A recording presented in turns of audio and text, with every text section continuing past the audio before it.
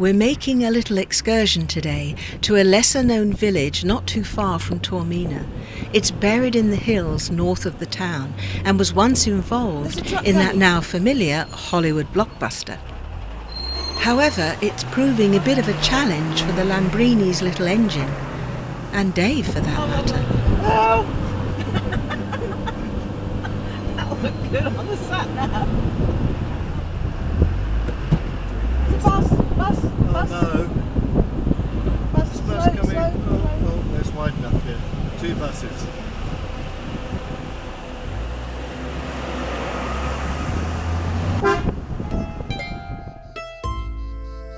We've arrived unharmed at the picturesque village of Savoca, the one Francis Ford Coppola picked for his 1972 film The Godfather.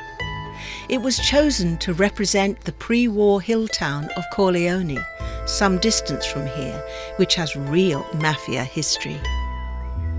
Although much of the original Godfather is based in New York, the scenes where Michael hides back in Sicily were shot here along with a couple of other locations nearby. He falls in love with Apollonia Vitelli, and the marriage scene took place at the 14th century church of Santa Lucia.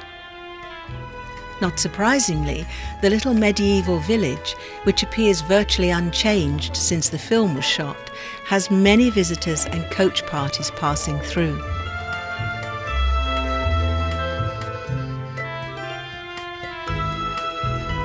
You can see the remains of Savoca's castle here, and there's a village museum at the top of the hill to find out more about this captivating place. On a hot day, I'm sure Dave would recommend a ride up on the Ape car. But your visit isn't complete without calling at the famous Bar Vitelli in the centre of town. In the film, this was owned and run by Apollonia's father. Now partly hidden behind shady shrubs, the cafe-restaurant still looks exactly like it did during filming, and probably a long time before that.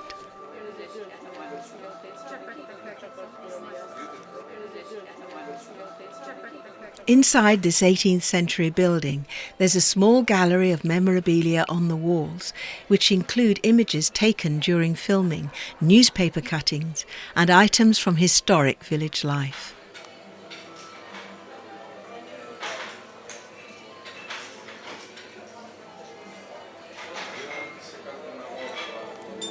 And I've got a Michael. Very appropriate. It's cheese, ham, basil and bread.